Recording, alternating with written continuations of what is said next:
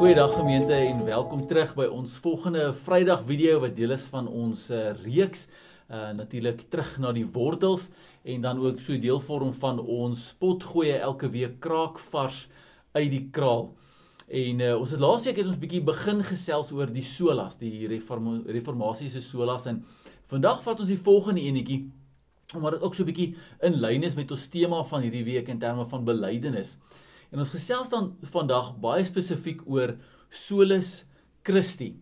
En nou gaan ek vir Pieter vra, Pieter, wil jy nie vir ons bietjie inleiding gee oor solus Christi, wat die agtergrond daarvan is en hoekom die reformatore spesifiek gepraat het en gesê het, maar ook hierdie is een van die pilare waarop hulle die reformatie eintlik dan gebou het as reaksie op die Rooms-Katolieke Kerk. Waaroor gaan dit? Hoekom het hulle dit gedoen? Yes, absoluut. Ek dink wat vir my pragtig is van hierdie solas is dit pak elkeen afsonderlik baie mooi uit en wat gebeur het rondom die solus Christi is jy het 'n klomp verskeie bewegings gehad wat redelik pos gevat het.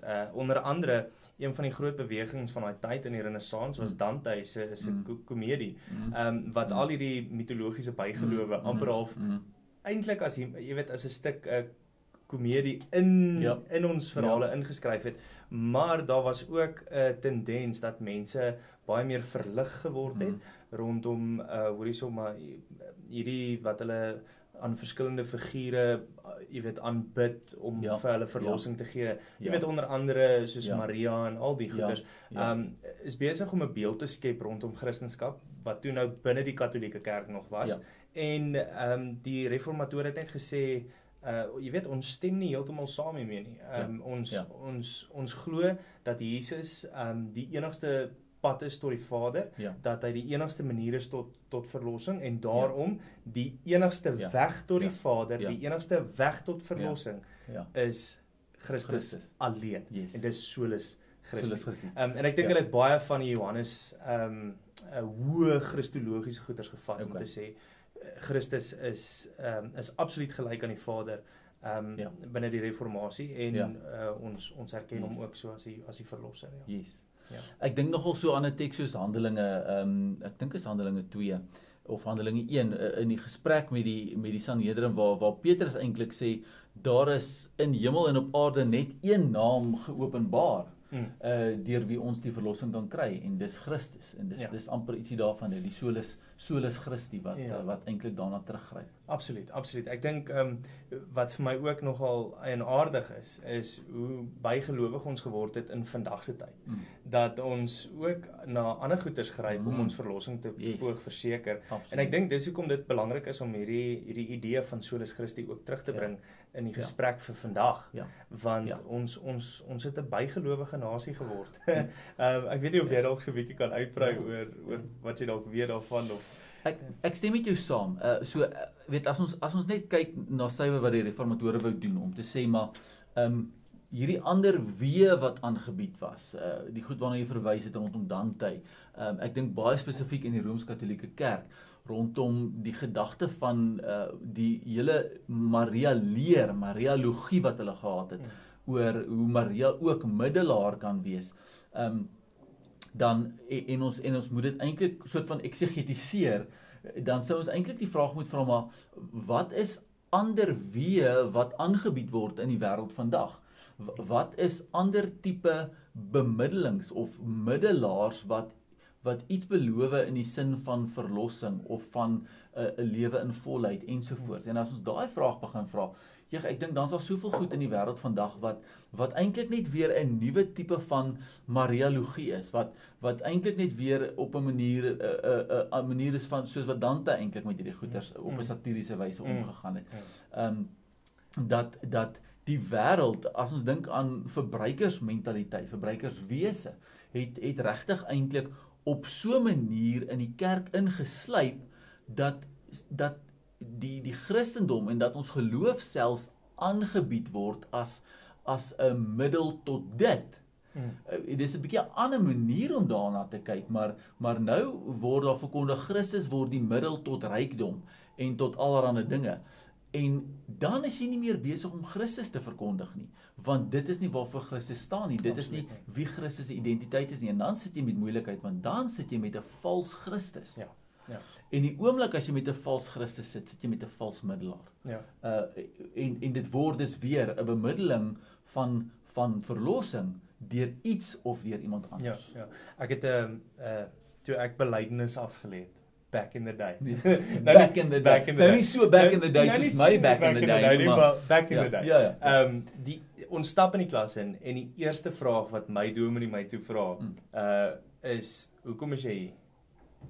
Goeie vraag. 'n Baie goeie vraag. En dit was die eerste les. Hoekom is jy hier? Ja. En almal begin met hierdie idees en hierdie gedagtes van nee, ons is hier om kerk toe te gaan en om die Here te loof en prys en jy weet al hierdie oulike ideetjies en alles simptome van 'n baie mooi geloofslewe of 'n godsdienstige verbruik, maar niemand antwoord die vraag regtig nie. En hy kom toe neer op die punt. Jy is hier om te sterf aan jouself. Jou kruis op te tel en Christus te volg. En ek dink dit is waar ons dit partykeer mis het. En presies wat jy sê van hierdie verbruikerswese wat deel geword het van ons wêreld in 'n sin dat wanneer ek goed voel, wanneer ek vervul is in my eie gedagtes en volgens my eie standaarde, dan beleef ek 'n stuk verlossing. Yes. En dis 'n valse verlossing. Absoluut. En waar Christus klaar jou aan. Ja. Ek love it hoe die enigiemand wat die vroeë kerk tekste gaan lees of net so 'n bietjie gaan navorsing doen rondom hoe was dit in die vroeë kerk en jy weet onder die vervolging van die Romeinse ryk en die Jode wat ook toe naderhand soos nee, ons hou nie van julle Christen nie, ons gaan julle begin uitwis. As jy net gaan kyk na hoe daai apostels, evangeliste en almal gepraat het rondom die geloof. En ek bedoel, jy het so min, daar is nie kerke nie, daar is nie geformaliseerde godsdienstige, jy weet, byeenkomste en al hierdie goeters nie. Dit was absoluut 'n chaos vir die Christene gewees en hulle moes 'n orde skep uit daai uit. En die een ding wat hulle almal gedoen het, is hulle het almal in hulle lyding gedeel in Christus. En daarom een belydenis gehad. Christus. En dit is wat hulle gered het. Dit is wat hulle deur al daai swaar kry en daai pyn en daai lyding gedra het. Absoluut. En ek dink dis waar tot vandag toe nog. Die kerk moet gekenmerk word aan die lyding van Christus. Ons deel in sy lyding. Die kerk moet gekenmerk word aan opoffering en dit kom eintlik deur daai stuk belydenis, deur te sê ons volg Christus. Hy het die weg vir ons kom wys. Weer 'n keer eintlik solus Christi, Daar's een weg. En dis die weg wat hy vir ons gewys het. En dis die pad wat ons as gelowiges moet stap. Absoluut. Ek hoop, en dit is my gebed ook vir ons gemeente, en vir ons gemeenskap hier waar ons is. Jy weet, ek bedoel, daar's so baie dinge nou in die wêreld wat aangaan. Ekonomie lyk 'n bietjie onstabiel en onseker. Ons eie politiek lyk asof dit, jy weet, besig is om sy te gaan en alles en almal's besig om panic stations, jy weet, paniek te slaan. Maar daar's 'n stuk vrede in iemand wat weet aan wie hy sy belydenis koppel.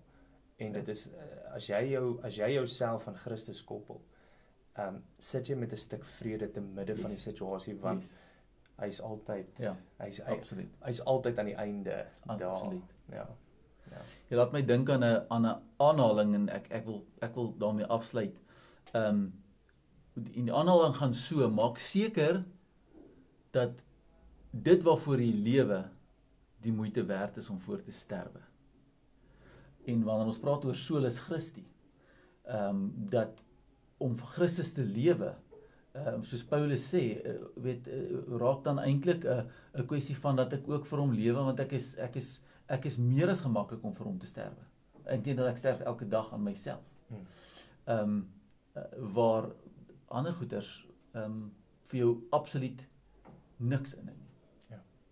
Absoluut. En gemeente mag jy iets daarvan beleef, mag ons regtig waar hierdie belydenis in Christus ernstig opneem, mag ons met hierdie belydenis leef en hard op die mou, dat ons nie net self sal weet waarvoor ons staan nie, maar dat die wêreld sal sien en weet waarvoor ons staan.